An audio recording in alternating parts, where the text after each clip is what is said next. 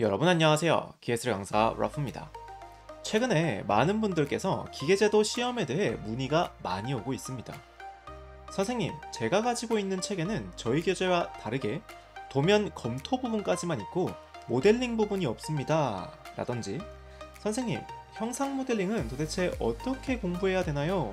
방향을 잘 못 잡겠어요. 등과 같이 말이죠.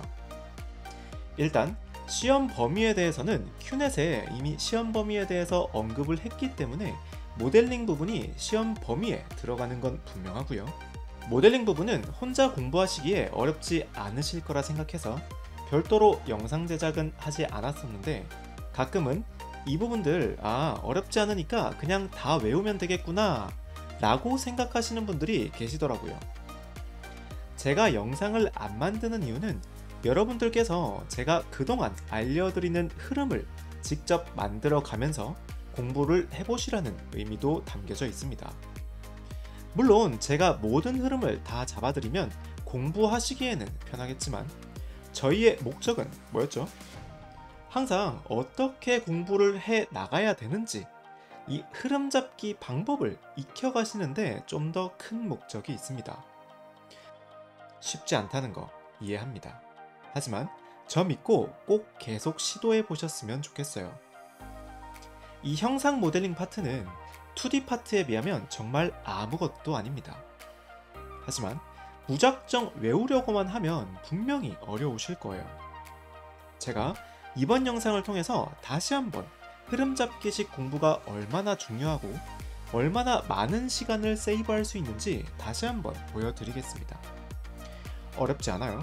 그냥 단지 하나씩 끊어져 있는 부분들을 연결점을 가지고 이어주시기만 하면 됩니다.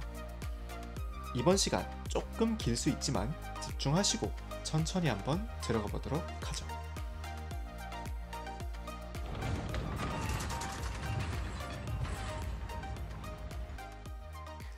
이번 시간에 알아볼 형상 모델링 파트는 모델링의 종류와 각 특징들입니다. 먼저 3D 모델링에는 5가지 정도의 종류가 있습니다. 첫 번째는 와이어프레임입니다. 이름에서도 느껴지시겠지만 선과 점을 이어서 단순히 뼈대로만 구성되는 모델링 형태를 와이어프레임 형태다 라고 불러줄 거예요. 그림으로 한번 보시면 이런 느낌이 듭니다. 이해되시죠? 두 번째는 서피스 모델입니다.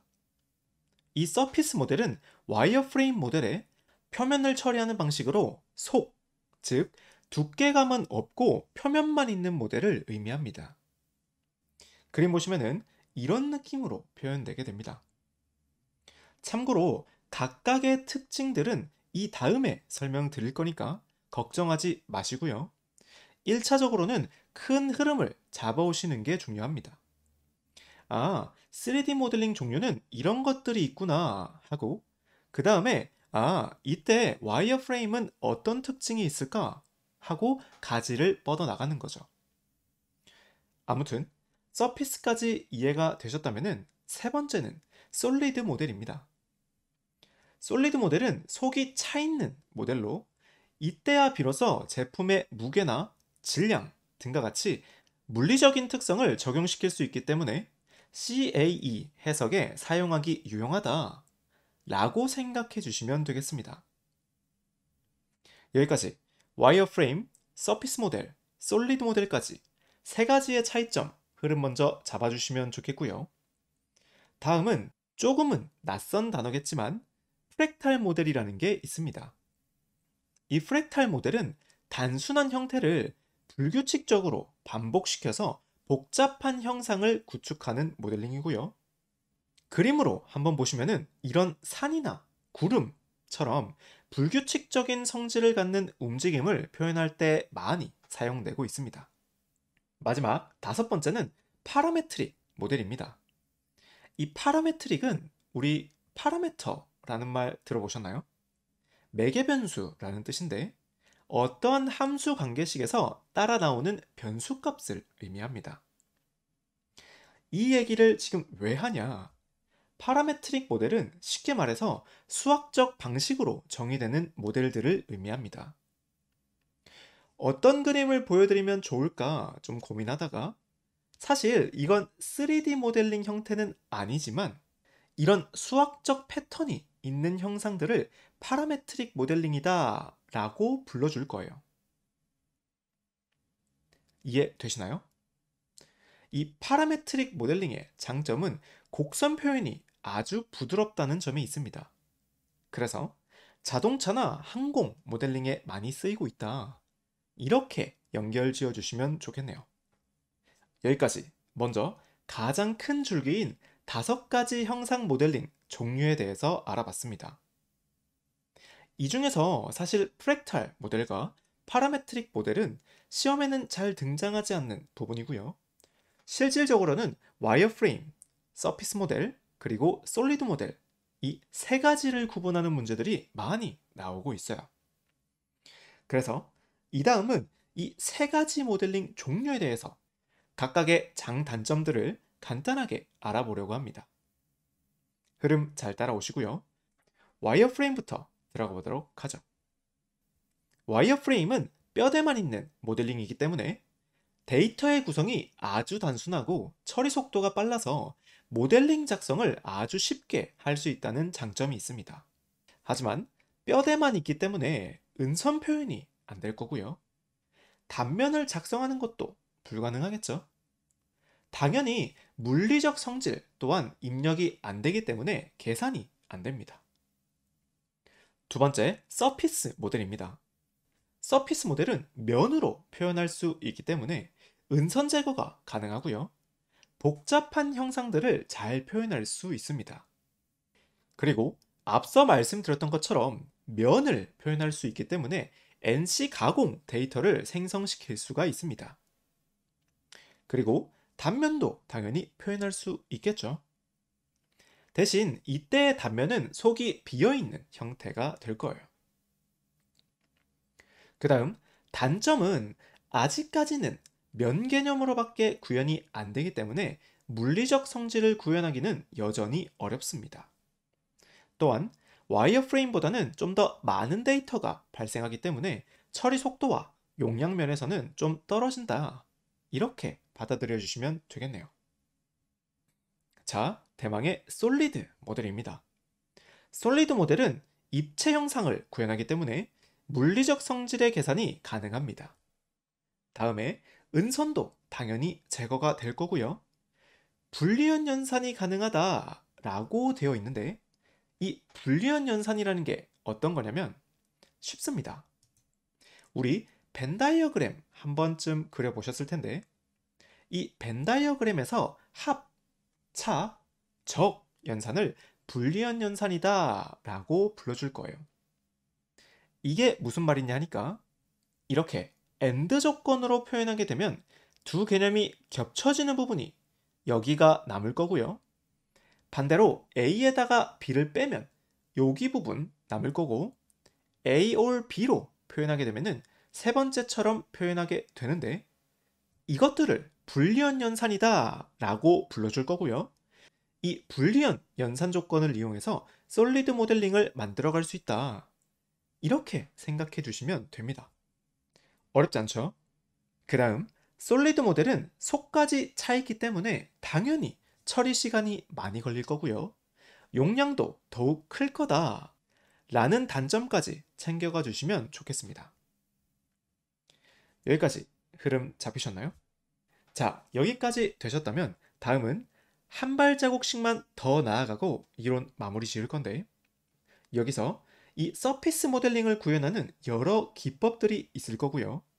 솔리드 모델링도 구현하는 여러 기법들이 있는데 이 중에서 각각의 대표적인 표현 기법들은 어떤 게 있는지와 특징들을 정리해보는 시간 가져보고 마치도록 하겠습니다. 먼저 서피스 모델링 기법입니다. 사실 여기서 설명드릴 부분은 곡선 기법이긴 한데 이 곡선 기법을 면으로 확장시키면 결국 곡면이 되고 서피스 모델링의 가장 기초가 되는 게 곡면 표현이기 때문에 여기서 설명드리는 걸로 하겠습니다. 처음 설명드릴 곡면은 베지어 곡면입니다. 베지어 곡면은 주어진 양 끝점만 통과를 하고 중간의 점들은 조정점의 영향에 따라서 부드럽게 연결되는 곡선을 의미합니다. 그림 한번 보시면 이렇게 양 끝점은 반드시 통과하게 되고 나머지는 조정점을 이동시킴에 따라서 곡면이 움직이는 형태로 곡면이 만들어진다 라고 생각해 주시면 됩니다. 베지어 곡면의 특징은 이 조정점 하나를 움직임에 따라서 곡선 전체가 영향을 받는다는 특징이 있습니다. 그러다 보니까 국부적인 곡선 표현은 어느 정도 한계가 있다 라고 생각해 주시면 되겠습니다. 두 번째는 비스플라인 곡면입니다. 이 비스플라인 곡선은 노트 벡터를 이용해서 국부적으로 컨트롤이 가능한 곡선들을 의미합니다. 이 비스플라인 곡선은 베지어 곡선의 상위 버전이라고 생각해 주시면 되고, 그러다 보니 베지어 곡선이 만들 수 있는 곡선은 이 비스플라인에서도 만들 수가 있습니다. 또한 앞서 말씀드렸던 것처럼 곡선을 국부적으로 컨트롤할 수 있다는 장점이 있고, 베지어 곡선은 조정점을 컨트롤함에 따라서 곡선 전체가 움직여버리기 때문에 그 조정점에 한계가 있어요. 하지만 비스플라인 곡선은 꼭지점을 아무리 움직여도 곡선의 연속성이 보장이 된다 라는 장점이 있습니다. 마지막 소개드릴 곡면은 넙스 곡면입니다. 현재 많은 소프트웨어에서 사용하고 있는 가장 진보된 곡선 표현 방식으로 이렇게 비정형화된 곡선 또는 표면을 수학적으로 정의를 해서 표현하는 곡면 표현 방식이다 라고 생각해 주시면 됩니다. 물론 이 넙스 곡선 방식을 이용하면 베지어 곡선과 비스플라인 곡선 모두 표현이 가능하고요. 수학적으로 정의되는 원, 타원, 포물선, 쌍곡선 등 곡선 표현에서 탁월한 정확성을 가지고 있는 표현 방식입니다. 어떤가요? 곡면 표현 흐름이 좀 잡히셨나요? 하나하나 독립적으로 생각하지 마시고요. 앞에서 배운 모델링 흐름부터 가지를 뻗어와서 서피스 모델링 표현 기법 중에 여러 곡면 표현 기법이 있는데 가장 대표적인 세 가지 베지어, 비스플라인, 넙스 곡면 기법이 있더라. 이렇게 흐름 잡아주시면 좋을 것 같습니다. 좋아요. 다 왔어요. 조금만 더 힘내주시기 바라고 마지막은 솔리드 모델링을 표현하는 기법 두 가지 소개드리고 마치도록 할게요. 마지막 솔리드 모델링 표현 기법입니다. 솔리드를 표현하는 방식은 크게 두 가지가 있습니다. CSG 방식과 B랩 방식입니다. 이 두 개의 모델링의 가장 큰 차이점은 CSG는 속이 꽉 찬 모델링 표현이라면 B랩 방식은 서피스면을, 즉 껍데기를 둘러싸서 속이 비어있는 입체 모델링을 표현하는 기법이다. 이렇게 먼저 틀을 잡아주시면 좋을 것 같습니다. 여기까지 흐름 잡히셨나요? 그럼 CSG 기법부터 들어가 보겠습니다. CSG는 그림 보시면 아시겠지만 불리한 연산자, 즉 합, 차, 적 방식을 이용해서 모델링을 구현하는 방식을 의미합니다. 간단한 모델링을 표현할 때 좋고요. 속이 꽉 찬 모델링이기 때문에 중량 계산을 할 수 있습니다. 나머지는 특징 읽어보시면 쉽게 이해되실 것 같고요. 두 번째는 B랩 방식입니다. 이 B랩 방식은 앞서 말씀드렸던 것처럼 각 경계 면들에 대한 표현을 해줌으로써 껍데기만 있는 모델링 표현을 해준다 라고 생각해 주시면 됩니다. 이 방식은 각 면에 대한 컨트롤이 탁월하기 때문에 CSG 방식으로 만들기 어려운 물체, 특히 곡면이 많이 표현된 모델링 표현을 할 때 아주 좋습니다. 또한 껍데기만 있기 때문에 투시도나 전개도 작성에 비교적 용이하다. 이런 장점들을 가지고 있고요. 반면에 표면 외곽에 대한 정보들을 디테일하게 저장하기 때문에 많은 메모리가 필요하고 앞서 말씀드렸던 것처럼 껍데기만 있기 때문에 중량 계산은 좀 곤란하다는 단점이 있다는 점. 이렇게 정리해 주시면 깔끔할 것 같습니다. 여기까지 이해되셨나요? 비랩 방식 마지막에 보시면 오일러 포앙카레 공식을 만족한다 라고 되어 있는데 이 부분은 그냥 받아들여 주세요. 설명드리려고 하다 보니까 너무 내용이 산으로 가는 것 같더라고요. 자, 어떤가요? 여기까지 해서 3D 형상 모델링 흐름 잡아봤는데 전체적인 흐름이 좀 잡히셨나요? 전체적으로 다시 한번 흐름 잡아보자면 형상 모델링을 표현하는 방법은 크게 5가지가 있었고 와이어프레임, 서피스 모델, 솔리드 모델, 프랙탈 모델, 그리고 파라메트릭 모델이 있었다. 여기서 시험에 자주 나오는 건 와이어프레임, 서피스 모델, 솔리드 모델 3가지였기 때문에 이 3가지에 대한 특징들을 알아봤었고 다시 가지를 한 번 더 뻗어서 서피스 모델링에 사용되는 곡면 표현 3가지, 베지어 곡면, 비스플라인 곡면, 넙스 곡면에 대해서 배웠었고 마지막 솔리드 모델링을 표현하는 대표적인 2가지 CSG, B랩 방식에 대해서 배웠다. 이렇게 흐름 잡아오시면 깔끔합니다. 저는 이렇게 큰 틀만 잡아드렸지만 여러분들은 여러분들 방식에 맞게 다시 한번 잘 정리해 주시고요. 문제 몇 문제 준비했으니까 같이 풀어보고 마무리하도록 할게요.